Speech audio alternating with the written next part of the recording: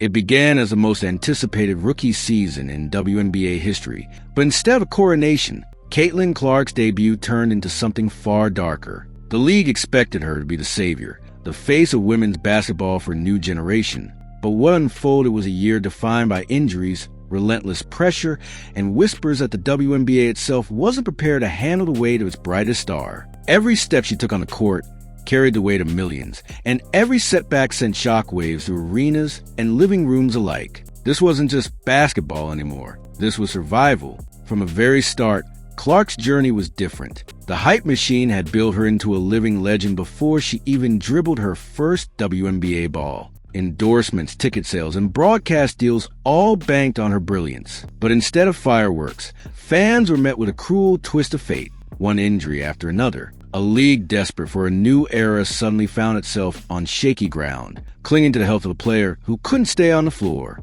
And behind Clark's smile, a growing storm of exhaustion, doubt, and pain. Fans expected highlight reels. What they got was heartbreak. Each time Caitlin Clark laced up, anticipation filled the air. Would tonight be the night she reclaimed her dominance? But time and again, her body betrayed her. For the first time in her entire career, she missed games due to injury. That was uncharted territory, both for her and the WNBA. The fairy tale had been rewritten into a cautionary tale. And with every missed game, the question grew louder. Could the league even survive without her? The story of her rookie season wasn't about wins and losses on the court. It was about a young woman forced to shoulder the unbearable expectations of an entire sport. Clark had to endure not only the physical punishment of the league's most aggressive defenders, but also the crushing realization that her presence meant everything to the business of the WNBA. She wasn't just a rookie, she was a product. And when the product breaks, the whole system trembles. That's the dark truth nobody wanted to say out loud.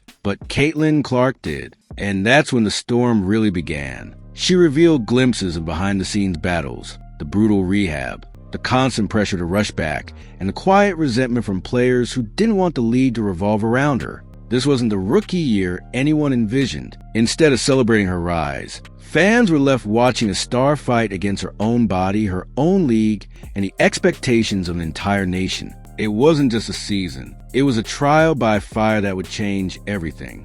The timeline of injuries was relentless, each one chipping away at Clark's dream of a perfect debut. First came the quad strain in May, forcing her out for the very first time in her life. Then came the groin strain, a cruel rain injury that left her doubled over in tears. And just when she thought the worst had passed, catastrophe struck again in July. Each injury was a scar on her young career, but together they formed something far worse, a narrative of fragility the league didn't know how to spin. For Clark, these weren't just injuries. They were battles against her own identity. She had always been the Iron Woman, the competitor who never sat, who never quit. Missing a game was unthinkable in college, yet here she was, forced to sit on the sidelines while her teammates fought without her. It was humiliating, heartbreaking, and maddening all at once. She had trained her whole life for this moment, only to have her body collapse under the weight of it. And the world was watching every second. The cameras caught her grimaces.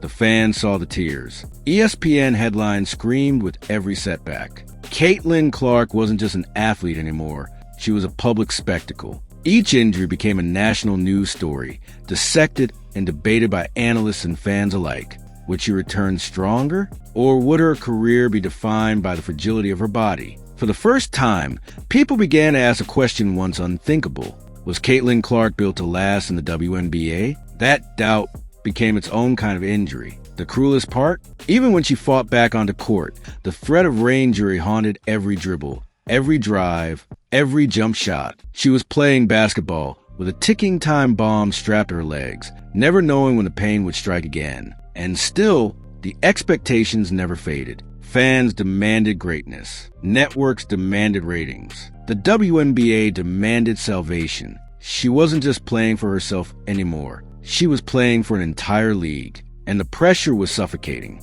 Her physical battle was brutal, but the mental toll nearly broke her. In rare, candid moments, Caitlin admitted the hardest part wasn't the pain. It was the fear.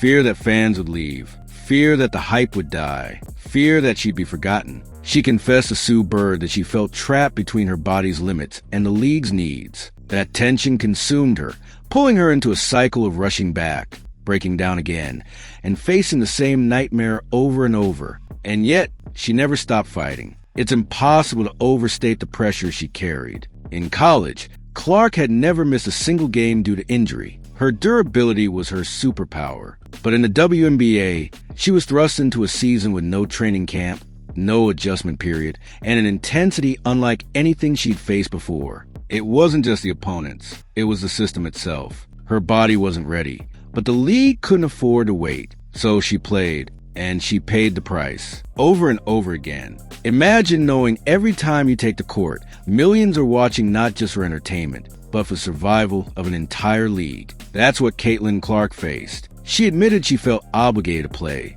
because fans spent money to see her. She worried about disappointing them. But the deeper truth was that her absence was killing the WNBA's momentum. Every game she missed sent attendance plummeting. Every night, without her, saw ratings collapse. She wasn't just injured, she was carrying the weight of an empire on fragile legs. The numbers told the story in brutal detail. With Clark, Indiana Fever games became must-see TV. Over 2.5 million tuned in to watch her take on the Chicago sky. Without her, those numbers dipped to just 1.5 million. Attendance followed the same pattern. Fans wanted Caitlin Clark, not just women's basketball. And when she wasn't there, the energy drained out of arenas like a deflated balloon. The league had built its house on her back. And when that back buckled, everything began to crumble. The Fever's record mirrored the problem. With Clark, they hovered just below .500, a respectable feat for a rookie-led team.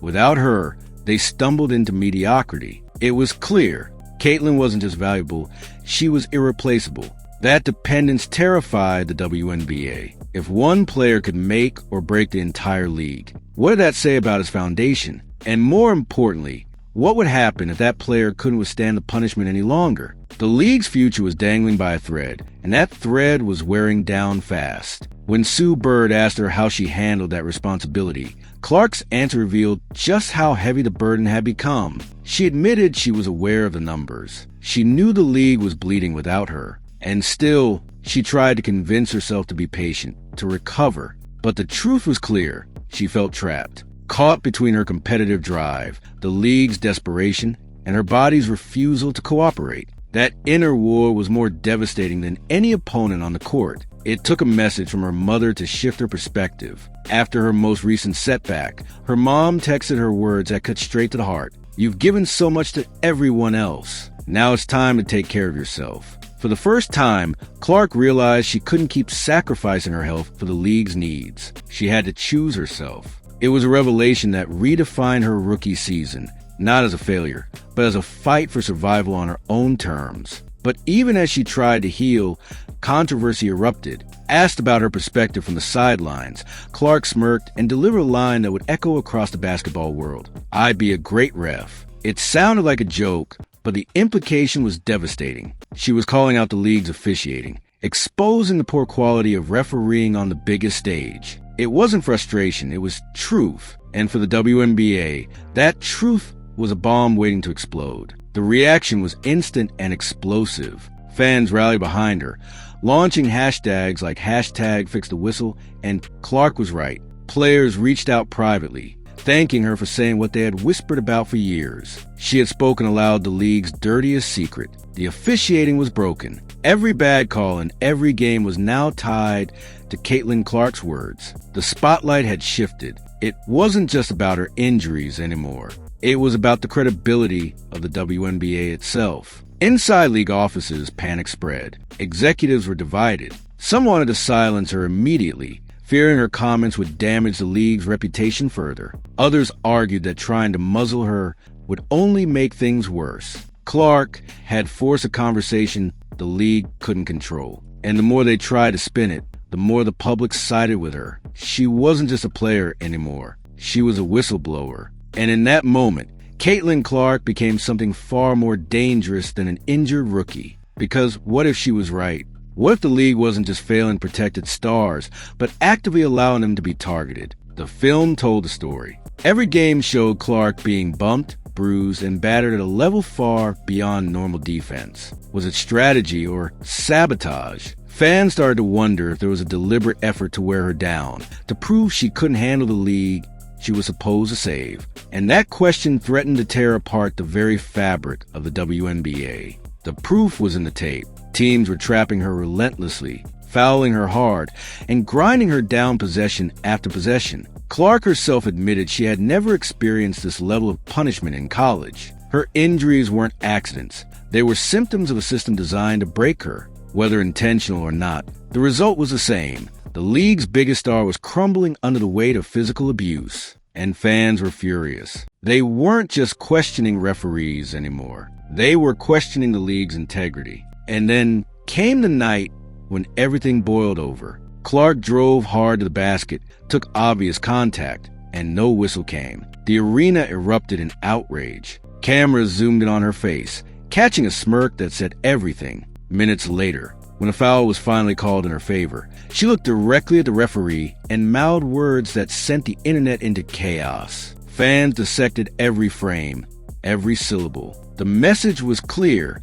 Caitlin Clark wasn't afraid anymore. She was challenging the power of the officials head-on. That game became a turning point. She nearly recorded a triple-double, but the numbers were irrelevant. What mattered was the statement she made. The officials could no longer ignore her. Every whistle or lack thereof was now seen as part of the drama. Commentators debated whether she had won respect or painted a target on her back. Former players praised her courage. Critics warned she was playing a dangerous game. But Clark remained calm, telling reporters only, "I just play the game." The firestorm raged on, without her adding a single word. And while Clark fought her battles, another storm was brewing, this time in the form of Sophie Cunningham, once an overlooked role player. Sophie seized the moment Clark's injuries left behind. With fearless confidence and a flair for the spotlight, she transformed herself into one of the most talked-about figures in the league. Endorsements rolled in. Media platforms begged for her presence. Her jersey sales skyrocketed,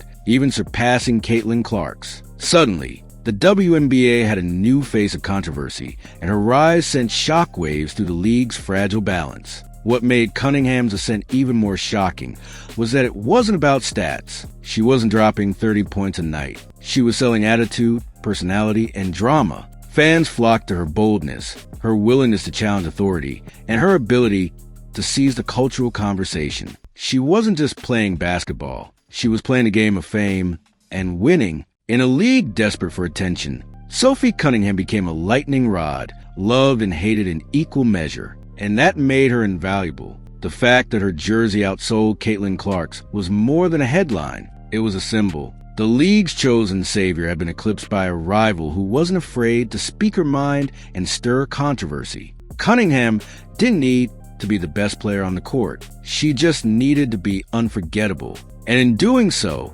she exposed another truth the WNBA didn't want to face. That star power wasn't just about talent. It was about control of the narrative. And Sophie had seized it. Her transformation was remarkable. Once known only for hustle plays and gritty defense, Sophie Cunningham reinvented herself as a cultural icon. She strutted into arenas with new style, new confidence, and a new aura of dominance. She wasn't just playing basketball anymore. She was performing, commanding attention from the moment she stepped into the tunnel. Fans who once barely knew her name now chanted it from the stands. And in the wake of Clark's struggles, Sophie Cunningham had become the league's most unlikely superstar. In the end, the rookie season that was supposed to launch Caitlin Clark into untouchable stardom instead revealed cracks in the WNBA's foundation. Injuries exposed the league's over-reliance on one player. Her officiating critique exposed a credibility crisis. And Sophie Cunningham's rise exposed a hunger for personalities willing to stir chaos. Together, these forces created a season unlike any other, one defined not by championships, but by drama, controversy, and survival. The question now is simple. Will Caitlin Clark rise again? Or has the league already shifted beneath her feet forever?